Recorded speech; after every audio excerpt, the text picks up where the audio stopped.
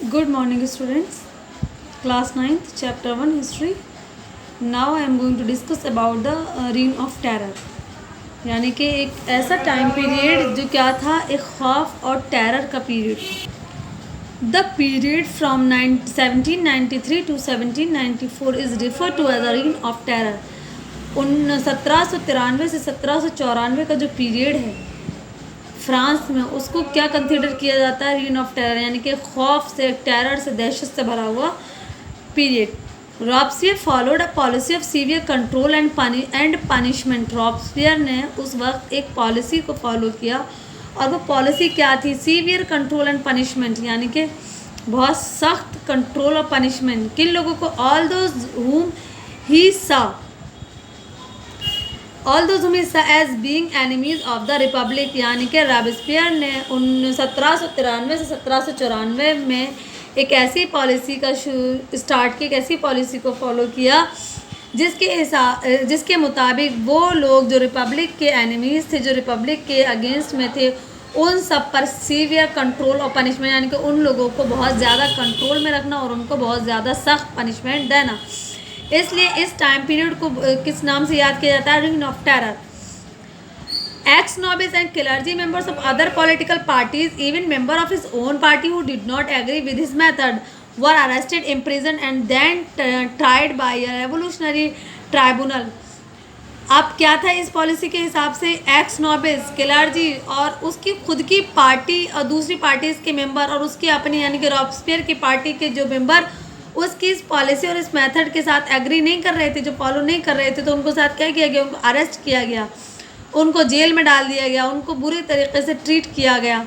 इसलिए इस time period को हम बोलते हैं rain of terror. If the court found them guilty, they were guillotined. The guillotine is a device consisting of two poles and a blade with which a person is beheaded। तो ये गिलोटाइन क्या था? एक device था जो बनाया गया था, consisting of two poles and a blade with which, जिसके ज़रिए जो क्या करते थे? A person is beheaded. It was named after doctor Guillotin who invented it. तो ये नाम उनके नाम पर पड़ा था, जिनका नाम था डॉक्टर ग्लोटिन, जिन्होंने इसको खोज किया था। Robespierre government issued laws placing a maximum ceiling on wages and prices, meat and bread were ration. तो रॉबस्पियर की गवर्नमेंट ने क्या किया? Issue laws placing a maximum ceiling on wages and prices.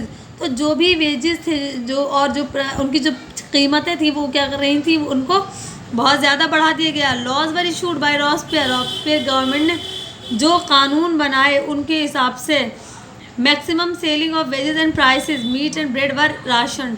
तो जो भी मीट था, जो भी खाने पीने की चीज़ें थी, ब्रेड वगैरह थे, उनकी जो कीमतें थी वो बहुत ज़्यादा बढ़ा दी गई थी।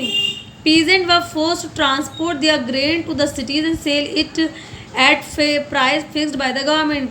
और जो भी पीजेंट क्लास के लोग थे, उनको मजबूर किया जाता था कि वो अपने फूड ग्रेन्स को जाकर शहरों में बेचें, और उसकी कीमत कौन डिसाइड करेगा? यानी गवर्नमेंट। यानी कि पीजेंट क्लास के लोग अपने ग्रेन को, अपने फूड आइटम्स को शहरों में जाकर बेचेंगे, लेकिन वो अपने फूड ग्रेन की, अपने ग्रेन की, अब जो भी उनके पास अनाज है, वो उसकी कीमत को डिसाइड नहीं कर सकते, बल्कि वो उस कीमत पर बेचेंगे जो कीमत गवर्नमेंट ने उसकी प्राइस फिक्स्ड की है।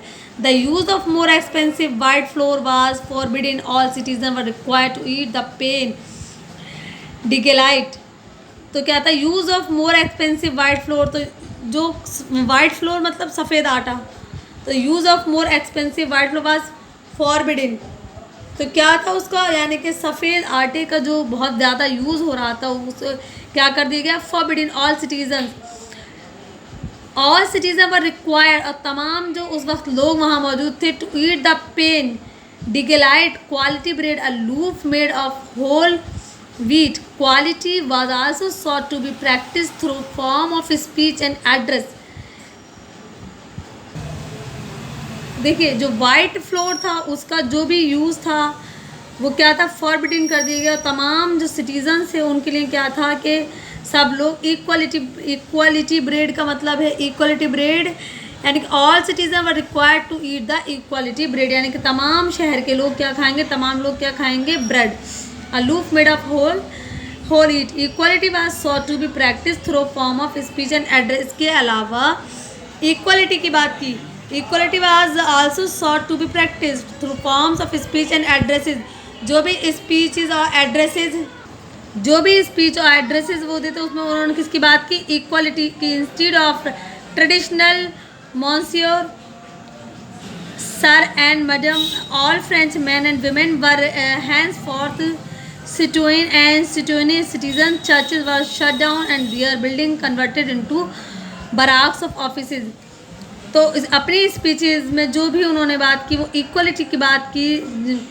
तो जो पुराना जो उनका ट्रेडिशनल जो चला आ रहा था पहले से वहाँ पर, उसको क्या बात की गई कि उसको वो सिस्टम में चेंज करना है. वो जो पुराना चलता आ रहा है उसको हमें कहीं ना कहीं ख़त्म करना है. Instead of traditional monsieur, churches were shut down. और जो भी वहाँ पे चर्च वगैरह थे उनको क्या किया गया, शट डाउन कर दिया गया.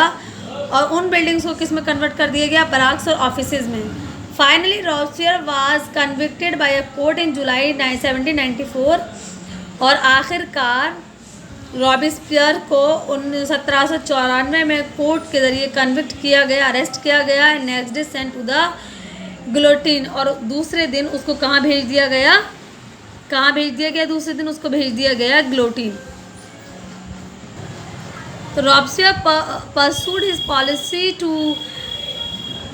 policy so relentlessly that even his supporters began to demand moderation. Finally he was convicted by a court in July 1794, arrested and on the next day sent to the guillotine.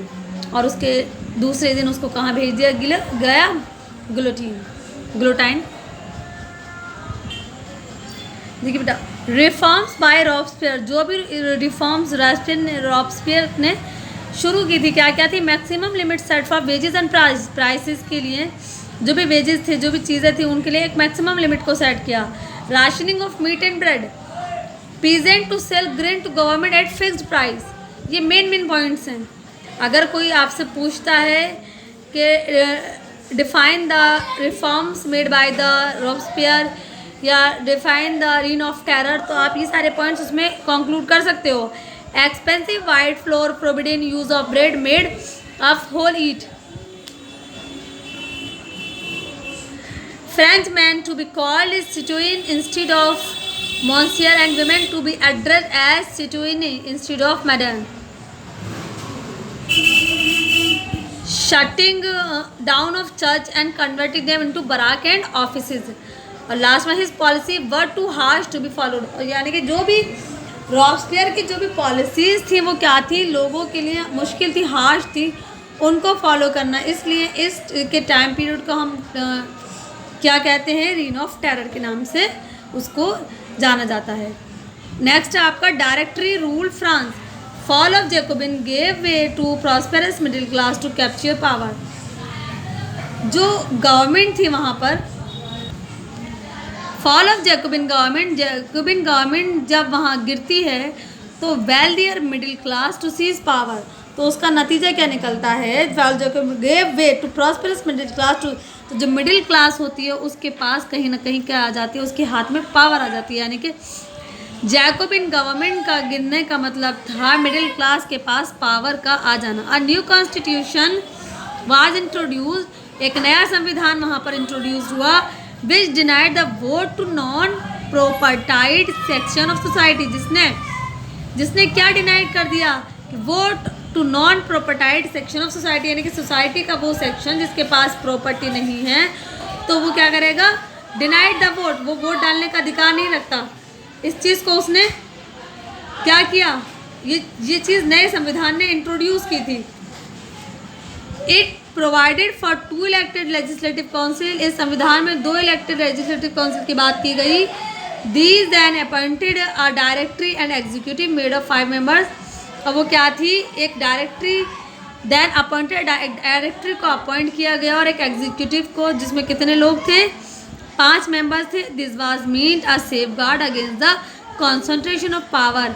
और इसको क्यों appoint किया गया इस executive या directory को, ताकि क्या किया जा सके, जो भी पावर का है उसको सेफगार्ड किया जा सके, उसको सेव किया जा सके in a one man executive age under the Jacobin, यानी कि एक आदमी, एक one man executive age under Jacobin. तो जैकोबिन की गवर्नमेंट में जिस तरह से एक आदमी के हाथ में पावर्स थी, तो उसके अगेंस्ट में, यानी कि जब एक आदमी सिंगल हैंड के हाथ में पावर होती है तो वो अपनी पावर का मिसयूज़ कर सकता है। तो इस चीज़ को बचाना था, यानी कि कोई अपनी पावर का मिसयूज़ ना करे, इसलिए इस डायरेक्टर को अपॉइंट किया गया। However the directors open clash with the legislative council, और जब ये डायरेक्टर्स इनमें अगर कभी कोई भी क्लैश होता था लेजिस्लेटिव काउंसिल में, who then sought to dismiss them, तो इसका अब ये इशू उठता है कि in the situation of the clash condition, जब भी कोई क्लैश होता है तो अब ये सिचुएशन किस तरह से डिसमिस की जाए। तो the political instability of the directory paved the way of the rise of military dictator Napoleon Bonaparte. तो जो पॉलिटिकल इंस्टेबिलिटी थी डायरेक्टरी की, उसको the way for rise of military, तो ये एक ऐसा, मतलब एक ऐसा वे था, एक ऐसा ज़रिया था जिसके ज़रिए क्या हुआ, मिलिट्री को बढ़ावा मिला। मिलिट्री डिक्टेटर, यानी कि जो भी मिलिट्री थी उसकी एक तरह से, मिलिट्री डिक्टेटर का मतलब ये हुआ कि पावर्स जो थी, ज़्यादातर powers, all the powers are utilised by the military, यानी कि सारी पावर्स मिलिट्री के हाथ में थी, एक तरह से मिलिट्री रूल चल रहा था। नेपोलियन मिलिट्री डिक्टेटर, ये नेपोलियन बोनापार्ट के लिए वर्ड यूज़ किया गया है, military dictator. Through all these changes in the form of government, the ideals of the freedom of equality before the law and of fraternity remained inspiring ideals that motivated political movement in France and the rest of Europe during the following century. तो इस तरह के changes थे जो हमें government में देखने को मिले उस वक्त। The ideas of the freedom, तो किस तरह आज़ादी का idea, equality before the law, कानून की नज़र में सब बराबर हैं, फ्रेटर्निटी, इस तरह के इंस्पायरिंग और मोटिवेटेड आइडियाज़ थे जिन्होंने जिन लोगों को इंस्पायर किया, मोटिवेट किया। मोटिवेटेड पॉलिटिकल मूवमेंट फ्रांस, यानी कि फ्रांस में जो भी पॉलिटिकल मूवमेंट्स जो भी शुरू की गई थी, उन मूवमेंट्स को स्टार्ट करने के लिए इस तरह के आइडियाज़ से उन्हें इंस्पिरेशन मिली। And rest of Europe during the following century, और धीरे धीरे इस तरह के आइडियाज़ से जो पूरा यूरोप था वहाँ पर एक तरह से सभी लोग मोटिवेट हुए और उन्होंने सिस्टम को चेंज करने के लिए आवाज़ें उठाईं। तो आपका आज ये टॉपिक कंप्लीट हो गया। आई होप कि आपको समझ आया होगा, और जहाँ कोई डाउट हो तो वो आप मुझसे क्लियर कर लीजिएगा, आप पूछ लीजिएगा। अदरवाइज़ वैसे तो कोई डाउट होना नहीं चाहिए, लेकिन फिर भी कोई भी डाउट हो तो आप लोग मुझसे क्लियर कर सकते हो। वीडियो को अच्छी तरह समझ लीजिएगा। ओके बेटा, thank you very much. Next topic next video में डिस्कस करेंगे।